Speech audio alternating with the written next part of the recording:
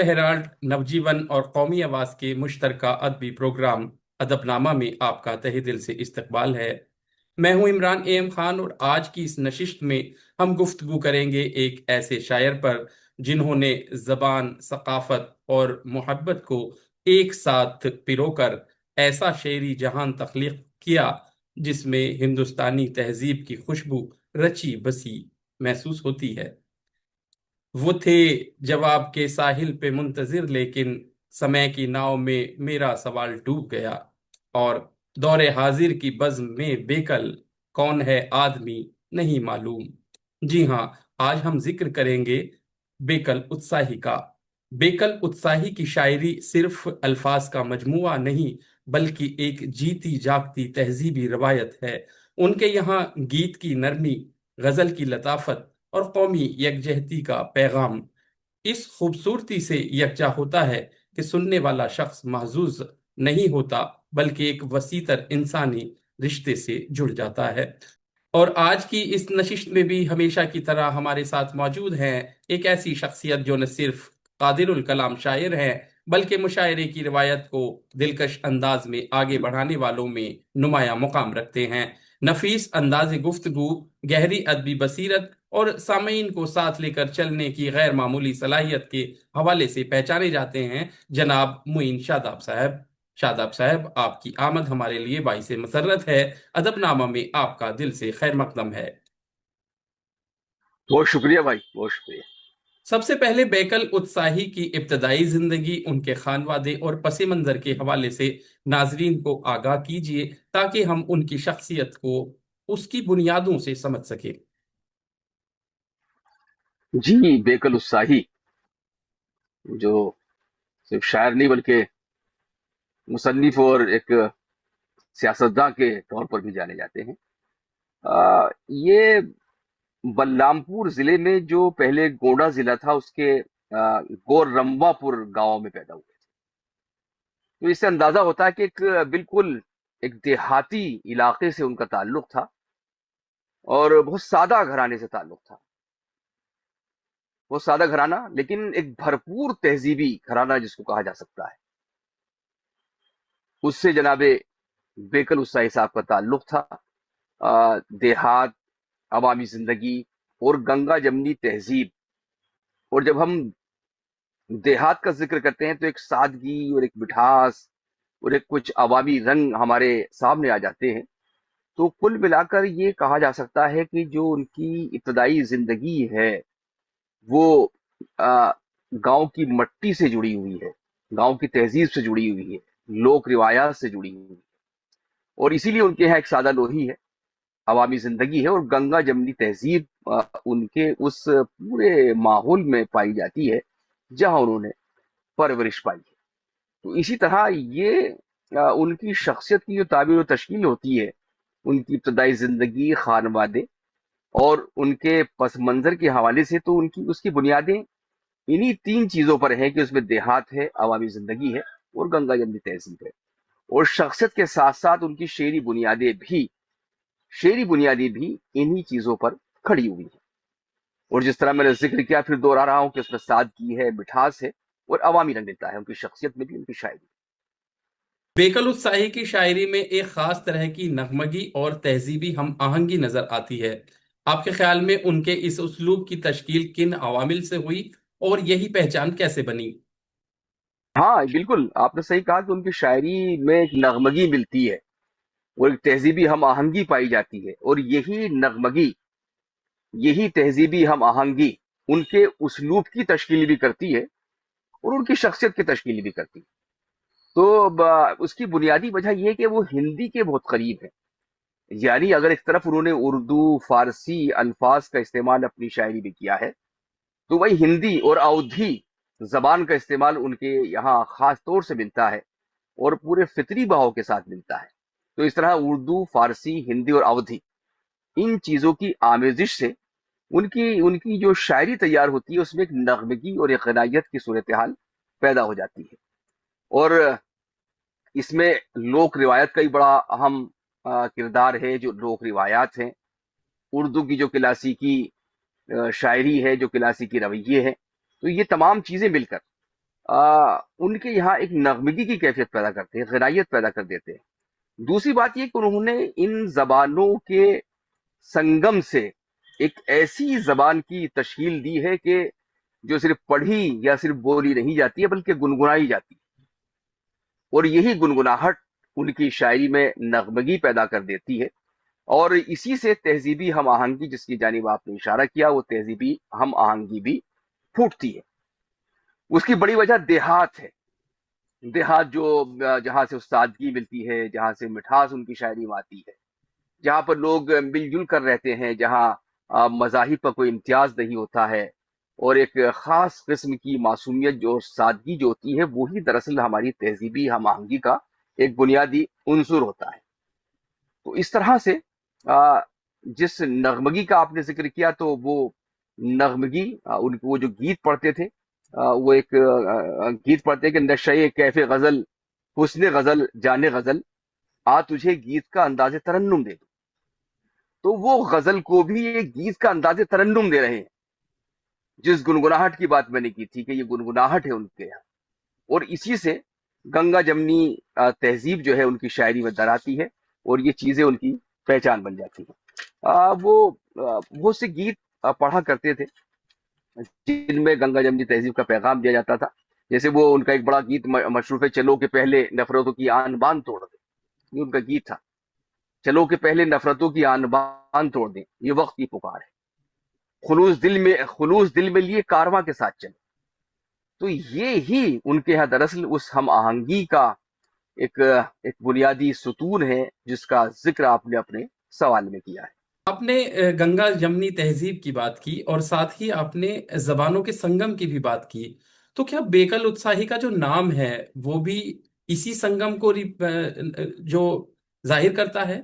اور اسی کے ساتھ ناظرین کی دلچسپی کے لیے بیکل اتساہی کی زندگی سے جڑا کوئی ایسا اہم واقعہ بھی بیان کریں جو ان کے مزاج، سوچ یا شخصیت کی بھرپور بھرپور عکاسی کرتا ہو۔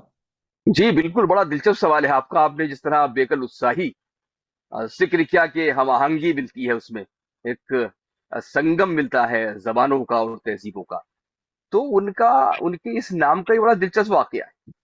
اس واقعے کو بھی میں آپ کے سوال کے ضمن میں بھی سنا سکتا ہوں، اور آپ نے جو ذکر کیا کہ بیکل اتساہی کیسے ہوئے، اس کا بھی میں ذکر کر سکتا ہوں۔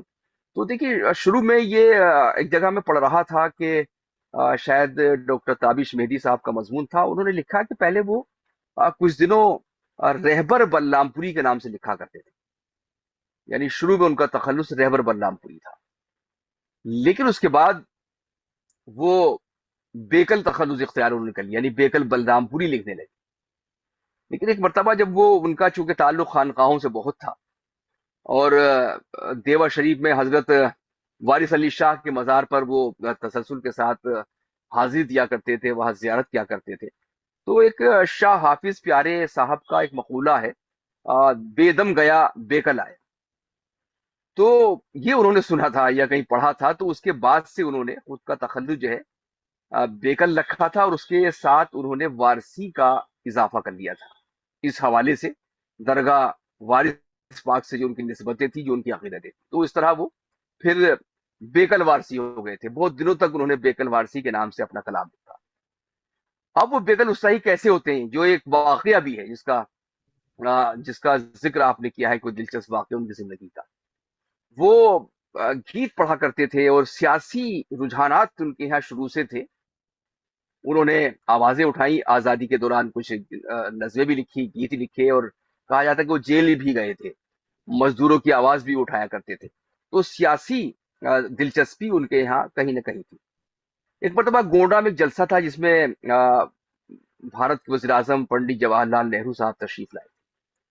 اس موقع پر انہوں نے بیکل اتساہی صاحب نے پنڈت نہرو کے استقبال میں ایک نظم پڑھی تھی، اس کا عنوان تھا کسان بھارت کا، اور بڑے جوش کے ساتھ انہوں نے وہ نظم پڑھی، جو اس نظم کا تیور ہو سکتا تھا اس کا پورا خیال رکھتے ہوئے۔ تو جب وہ نظم سنی پنڈت جواہر لال نہرو نے، تو انہوں نے کہا اپنے تبصرے میں، ان کو داد دی، ان کی بڑی ستائش کی، اور کہا کہ یہ ہمارا اتساہی شاعر ہے، یہ ہمارا اتساہی شاعر ہے۔ بس یہیں سے بیکل صاحب نے اس اتساہی لفظ کو جو पंडित नेहरू साहब ने जिसका जिक्र किया था, जो उनके तारुफ और तारीफ पे बोला था, उसको उन्होंने अपने नाम का हिस्सा बना लिया और वो बेकल उत्साही हो गए। और यहाँ से एक ऐसा टर्निंग पॉइंट हुआ उनके नाम के साथ कि फिर वो उन्होंने 70 बरस तक शायरी की इसी तखल्लुस के साथ, बेकल उत्साही के साथ। और ये तखल्लुस भी, जिस तरह आपने कहा कि गंगा जमनी तहजीब का एक संगम है, उसी संगम को वो उम्र भर निभाते रहे। और गंगा जमनी तहजीब और रवादारी और मोहब्बत को कोई नारा उन्होंने नहीं बनाया, बल्कि उसको अपनी जिंदगी में उतार लिया और उसको पूरी तरह से जिया। एक वाकया मैं और सुनाऊंगा। ये वाकया शायद बहुत कम लोगों को मालूम है। ये भी मैंने कहीं पढ़ा था, उसमें लिखा है कि बेकल उत्साही साहब, जिनका नाम मोहम्मद शफी खां लोधी था, उनके वालिद मोहतरम उनके इस शेरी मिजाज से कोई खुश नहीं थे। वो शायरी करते थे, मुशायरों में जाते थे, जलसों में शायरी पढ़ते थे, तो उनके वालिद मोहतरम को ये नागवार लगता था। शायद उनकी अपनी तहजीबें कुछ रही होंगी, घर की कुछ रिवायात रही होंगी, तो नापसंद करते थे। और बात यहाँ तक पहुंच गई थी कि उन्होंने ये फैसला कर लिया था कि वो अब अपने बेटे को आग कर देंगे, यानी अपनी तमाम जायदादों से और तमाम हुकूक से जो उनके हैं उससे बेदखल उनको वो कर सकते हैं। लेकिन फिर ये हुआ कि उनके वालिद मोहतरम हज के लिए गए, उन्हें हरमैन शरीफैन की जियारत का मौका मिला। तो जब वो मदीने पहुंचे तो वहां पर बहुत सी नाते उन्होंने जायरीन के मुंह से सुनी, जायरीन के लबों से सुनी कि वो वहां पर मदीने में वो नातिया कलाम गुनगुना रहे थे, उसमें मगन हो रहे थे, पढ़ रहे थे वालियाना अंदाज। तो वो नाते बेकल साहब के वालिद मोहतरम को बहुत पसंद आई, और वो भी अकीदत रसूल में उसमें गर्क हो गए उस नातिया कलाम में। बाद में पता चला कि ये किसी हिंदुस्तानी शायर है जिसका नाम बेकल उत्साही। जब ये उनके वालिद मोहतरम ने सुना तो वो बहुत खुश हुए, और उन्होंने फौरन अपने बेटे को यानी बेकल उत्साही को खत लिखा और बड़ी खुशी का इजहार किया। और उसके बाद उन्होंने फिर कभी इस बात की शिकायत नहीं की कि बेकल उत्साही शायरी क्यों करते हैं। तो ये एक दिलचस्प वाकया था उनकी जिंदगी का कि वही वालिद जो नाखुश था उनकी इस अमल से, शायरी से, और शायद उनको अंदाजा नहीं था कि किस तरह की शायरी करते हैं। जब मदीने जाकर उनको इल्म हुआ कि इतने मकबूल शायर है उनका बेटा, तो उन्हें फख्र भी हुआ अपने बेटे पर, और फिर वो खुशी से फूले नहीं समाये। इस दिलचस्प वाक़े से ये भी साबित होता है कि शायर का जो कलाम है वो सही जगह पर पहुंचना भी बहुत जरूरी होता है। वरना तो कहते रह जाते हैं शायर, और वो सही मुकाम पर ही नहीं पहुंच पाता है। वालिद साहब तक ही तब पहुंचा जब वो हरम शरीफ गए। इसके बाद हम आगे बढ़ाते हैं बातचीत के सिलसिले को। उनके कलाम में मोहब्बत, इंसानियत और कौमी यकजहती का जो पैगाम बार बार उभरता है, जैसा कि आपने भी बताया, आप उसे आज के समाजी और फिक्री तनाजुर में किस तरह देखते हैं? वो सख्त जरूरत है उसकी। उनको सफीर मोहब्बत कहा गया उनकी इसी शायरी की वजह से, रवादारी की वजह से, कौमी यकजहती पर जो उन्होंने मंजूमात लिखी उसके हवाले से। और अभी मैंने जिक्र किया था कि उन्होंने इन तमाम चीजों को सिर्फ नारा नहीं बनाया था, सिर्फ एक कोई जुमला नहीं बनाया था, बल्कि उन्होंने जिया था बाकायदा उसको। वो दरअसल थे ही ऐसे। ये उनके खमीर में शामिल था, उनके माहौल में शामिल था, उनकी तालीमात में शामिल था। और उसका उम्र भर उन्होंने उसका प्रोपेगंडा किया, उसकी तबलीग की, अपने गीतों के जरिए, अपनी नज्मों के जरिए, अपने दोहों के जरिए। और आज के समाज में उसकी वाकई बड़ी सख्त जरूरत है। मैंने अभी उनके कुछ मिसरे यहाँ पर अर्ज किए थे, जो मैं फिर वो मिसरे दोहरा देता हूँ जो जो वो पढ़ा करते थे, जो गीत, चलो के पहले नफरतों की आन बान तोड़ दे। तो नफरतों को तोड़ना इस अहद में भी जरूरी है। नफरतें मजीद बढ़ गई है, ये वक्त की पुकार है। वक्त यही तकाजा कर रहा है कि जो बेकल उत्साही ने अपने कलाम के जरिए किया, अपनी शख्सियत से किया, वो आज भी हमें करने की जरूरत है। खुलूस खुलूस दिल में लिए कारवां के साथ चलो। जब हम कारवां की बात करते हैं तो जाहिर है कि यकजहती की बात करते हैं, और उसकी जरूरत भी इस अहद का बड़ा एक अहम जरूरत है। मैं एक नज्म एक सुनाता हूं जो वो पढ़ा करते थे राष्ट्रीय गान के उन्वान से, उससे अंदाजा हो जाएगा कि कितनी सख्त जरूरत थी। सीप के होठ पर एक मोती जड़ा, एक सुनहरी हथेली पे हीरा जड़ा, हिंद सागर की बाहों में हिंद सागर की बाहों में देखो खड़ा, ये हमारा वतन स्वर्ग का गीत है। तो ये हमारा वतन स्वर्ग का गीत है, ये उसमें कह रहे हैं। रक्त हिंदी का नस नस में दौड़े यहाँ, रंग चोखा भरे खुसरबी कारवां, چھوڑ کر اپنی بھولی ہوئی داستاں، ختم کر دیں سبھی وقت کی دوریاں. ابھی دیکھیے یہ رخت ہندی کا نس نس میں دوڑے گا، یہ ہندی کی بات کر رہے ہیں. خسروی کارم، امیر خسرو کی بات کر رہے ہیں. امیر خسرو جو محبتوں کا پیغام ہے، محبت ہی محبت ہے، یکجہتی کی انہوں نے بات کی، چھیڑ کر اپنی بھولی ہوئی داستان، یعنی وہ سبق جو ہم بھول گئے ہیں محبت کا اور آشتی کا، امن کا، اس کو ہم دوبارہ یاد کریں. ختم کر دیں، ختم کر دیں گے سب وقت کی دوریاں. تو یہ دوریاں جو ہیں وہ ختم کرنے کی بات کر رہے ہیں. اور اسی کچھ اگلی لائنیں یہ ہے کہ پانی پھٹتا نہیں، بڑی قابل غور لائن ہے. پانی پھٹتا نہیں، خون بٹتا نہیں، ہنستے آئے ہیں ہم، بولتا ہے قلم. پیار مانوتا کی ایک امر ریت ہے، یہ ہمارا وطن سورگ کا گیت. تو یہ اس پیغام کی جو ان کی ایک نظم میں تھا، ان کے گیت میں تھا، آج بھی سخت ضرورت ہے عمران صاحب. جی، اب وہ لمحہ جس کا ناظرین کو بے صبری سے انتظار رہتا ہے. آپ نے ان کے گیت کا جیسے کہ تذکرہ کیا، ویسے ہی شاداب صاحب آپ سے گزارش ہے کہ بیکل اتساہی کے چند منتخب اشعار ناظرین کے لیے پیش کریں تاکہ ان کے کلام کی مٹھاس اور تاثیر کو براہ راست محسوس کیا جا سکے. دیکھیے عمران صاحب، بیکل اساہی قادر الکلام شاعر تھے. یعنی انہوں نے مختلف اصناف میں طبع آزمائی. یہ الگ بات ہے کہ مشاعروں کے تعلق سے وہ اپنے گیتوں کے لیے، اپنی نظموں کے لیے زیادہ مشہور تھے، لیکن تمام اصناف میں لکھا. انہوں نے آغاز ہی نعتیہ شاعری سے کیا تھا. اگر ہم بات کریں حمد و نعت، انہوں نے خوب لکھی، آغاز ہی نعتیہ شاعری سے کیا تھا. سید سالار مسعود غازی کی درگاہ پر پہلی مرتبہ انہوں نے جو مشاعرہ پڑھا تھا وہ نعتیہ مشاعرہ تھا. اور بے حد دلچسپ بات ہے اور بڑی سعادت کی بات ہے کہ جو بیگل الصاحی کا آخری مشاعرہ تھا وہ انہوں نے اجمیر شریف میں پڑھا، اور وہ بھی نعتیہ مشاعرہ تھا. یعنی ایک شخص نعت سے شروع ہوتا ہے، نعت پر ختم ہوتا ہے. تو انہوں نے حمد کہیں، نعتیں کہیں، مناجاتیں کہیں، قصیدے کہے، مرثیے کہے اور منقبتیں کہیں. اس کے علاوہ غزلیں، بڑی شاندار غزلیں کہیں. گیت میں تو لاجواب تھے، گیت کہے، قومی نظمیں کہیں اور دوہے بھی انہوں نے کہے. اس کے علاوہ میں اور اس بات میں اضافہ کرتا ہوں اپنے اس بات میں، اس جملے میں، کہ انہوں نے جو مغربی ممالک سے آنے والی اصناف تھی یا غیر ملکی اصناف تھی، جیسے ترائلے کہے، سونٹ کہے، انہوں نے ہائیکوز کہے، تو ایک بڑا کام ہے بیگل الصاحی کا. تو چند شعر میں پہلے سنا دیتا ہوں ان کی. پہلے تو غزل کا ان کا شعر جو مقبول ہوا اور بہت ہی ایک طرح سے ان کی پہچان بنا. بہت سے لوگوں کو یہ شعر یاد ہوگا، بہت سے لوگوں کو نام معلوم نہیں ہوگا کہ شاعر کا ہے. بیکل صاحب کا شعر ہے. شعر کیا غضب کا ہے. سب کے ہونٹوں پہ تبسم تھا میرے قتل کے بعد، سب کے ہونٹوں پہ تبسم تھا میرے قتل کے بعد، جانے کیا سوچ کے روتا رہا قاتل تنہا، جانے کیا سوچ کے روتا رہا قاتل تنہا.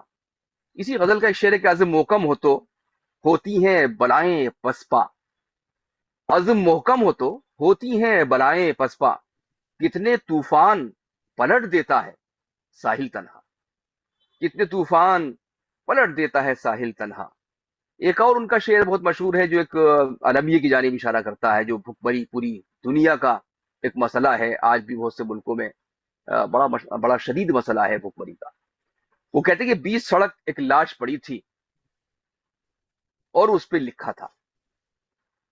20 سڑک ایک لاش پڑی تھی اور اس پر یہ لکھا تھا، بھوک میں زہریلی روٹی بھی میٹھی لگتی. 20 سڑک میں لاش پڑی تھی اور یہ لکھا تھا، 20 سڑک میں لاش پڑی تھی اور یہ لکھا تھا، بھوک میں زہریلی روٹی بھی میٹھی لگتی ہے. تو یہ ایک طرح سے یہ مسائل انہوں نے اپنی غزل میں اٹھائے. اور وہ کچھ اور شعر سنیے کہ لیے کائنات کی وسعتیں ہے دیار دل میں بسی ہوئی، لیے کائنات کی وسعتیں ہے دیار دل میں بسی ہوئی، ہے عجیب رنگ کی یہ غزل نہ لکھی ہوئی نہ پڑھی، ہے عجیب رنگ کی یہ غزل نہ لکھی ہوئی نہ پڑھی ہوئی. یہ غزل کا شعر ہے. ایک شعر ان کا بڑا مشہور ہے، وہ کہتے ہیں کہ لباس قیمتی رکھ کر بھی شہر ننگا ہے، جی جی جی. لباس قیمتی رکھ کر بھی شہر ننگا ہے، ہمارے گاؤں میں موٹا مہین کچھ تو ہے. تو یہ उरिया होती हुई तहजीब पर कि जब बेलिबास होती जा रही है दुनिया, उन्होंने गांव की ताज तहजीब भी बयान की। और ये गांव दरअसल हिंदुस्तान, कि लिबास कीमती रखकर भी शहर उरिया है। हमारे गांव में मोटा मही कुछ तो है कि हम कुछ तो पहन रहे हैं। एक शेर और पढ़ ले जो सबका मसला है। उलझ रहे हैं बहुत लोग मेरी शोहरत से, उलझ रहे हैं बहुत लोग मेरी शोहरत से, किसी को यूं तो कोई मुझसे इख्तलाफ न था, किसी को यूं तो कोई मुझसे इख्तलाफ न था। ये सबके काम आने वाला शेर है। यूं तो कई किताबें पढ़ी जहन में मगर, यूं तो कई किताबें पढ़ी जहन में मगर, महफूज एक सादा वरक देर तक रहा, महफूज एक सादा वरक देर तक रहा। बड़ा गजल का बड़ा खालिश शेर है और बड़ा अच्छा शेर है। फर्श ता अर्श, ये क्या अच्छा शेर है। ये भी तसव्वुफ से मिलता है, इरफान है इसमें, अपनी जात की शिनाख्त है इस शेर में। फर्श ता अर्श कोई नामो निशा मिल न सका, फर्श ता अर्श कोई नामो निशा मिल न सका, मैं जिसे ढूंढ रहा था मेरे अंदर निकला, मैं जिसे ढूंढ रहा था मेरे अंदर निकला। तो ये एक नया रुख है उनकी गजलों का। जमीन प्यासी है बूढ़ा गगन भी भूखा है, जमीन प्यासी है बूढ़ा गगन भी फूका है भूखा है, मैं अपने अहद के किस्से तमाम लिखता हूँ। ये एक अपने पूरे अहद का उन्होंने किस्सा बयान किया है कि जमीन प्यासी है एक अलामत है, आसमान भूखा है ये भी एक अलामत है। अब नातिया शायरी के हवाले से मैंने जिक्र किया, वो कुछ एक आध शेर पढ़ देता हूँ, क्योंकि नात के तो नातिया शायरी उनकी एक खास पहचान थी और वहीं से उन्होंने आगाज भी किया था। वो बड़ी मशहूर नाते हैं उनकी। कुछ उसी में एक नात है जिसका मतलब है कि सरकार दो आलम के रुख पर अनवार का आलम क्या होगा, सरकार दो आलम के रुख पर अनवार का आलम क्या होगा, जब जुल्फ का जिक्र है कुरान में रुखसार का आलम क्या होगा, जब जुल्फ का जिक्र है कुरान में रुखसार का आलम क्या होगा। तैबा से हवा जब आती है बेकल को सुकून मिल जाता है, तैबा से हवा जब आती है बेकल को सुकून मिल जाता है, इस पार का जब ये आलम है उस पार का आलम क्या होगा। बड़ी वालेहाना अंदाज में वो नात पढ़ते थे और बहुत ही उनको जो है बहुत मोहब्बतों के साथ सुना जाता था। इसी तरह आ, एक जबान का जो उनके इस्तेमाल मिलता था अवधी, और मुख्तलिफ हिंदी जबानों के जो खासकर बहुत आसान लफ्ज उन्होंने इस्तेमाल की, उससे गनायत पैदा की। उन्होंने नात भी उस जबान में लिखी, अवधी में नाते लिखी, हिंदी में नाते लिखी। वो एक नात में कहते हैं कि डोले सनन सनन पुरवाई पवन, डोले सनन सनन पुरवाई पवन, हाय कितनी सुहानी है रात, डोले सनन सनन पुरवाई पवन, हाय कितनी सुहानी है रात, कमली वाले पिया तेरे लागू चरण, आमना के ललन शाहे दी सरवरे कायनात। तो ये कर रहे हैं वो, जबान का लुत्फ पैदा करते हैं। और वतन की मैंने एक बात भी की, एक गीत उनका बड़ा मशहूर था, तेरी धरती को झुक झुक के चूमे गगन जिंदाबाद वतन। तो ये जो उनका गीत था ये बहुत सुना जाता था, बहुत पसंद किया जाता था। और इसके अलावा और भी गीत थे कि आ तुझे, अब जिसका मैंने जिक्र किया, नशे कैफे गजल हुस्न गजल जाने गजल, आ तुझे गीत का अंदाज तरन्नुम दे दो, ये उनका गीत बहुत सुना जाता था। ऐसी बहुत सी मकबूल तसनीफात है। शादाब साहब, आपने जिस मोहब्बत भरे अंदाज और फिक्री गहराई के साथ बेकल उत्साही की शख्सियत और उनके फन के मुख्तलिफ रंग हमारे सामने पेश किए, उसके लिए हम दिल की गहराइयों से आपके ममनून हैं। आपकी गुफ्तगू ने इस महफिल को वाकई एक खुशगवार अदबी तजर्बा बना दिया। नाजरीन और सामीन, अगर आपको अदबनामा की ये नशिश पसंद आई हो तो वीडियो को लाइक कीजिए, चैनल को सब्सक्राइब कीजिए और बेल आइकॉन जरूर दबाइए, ताकि हमारी हर नई पेशकश आप तक बर वक्त पहुंचती रहे। हम अगली नशिस्त में एक और अहम अदबी शख्सियत की जिंदगी, उस्लूब और नजरियात पर गुफ्तगू के साथ दोबारा हाजिर होंगे। तब तक के लिए इजाजत दीजिए, अपना ख्याल रखिएगा, फिर मुलाकात होगी।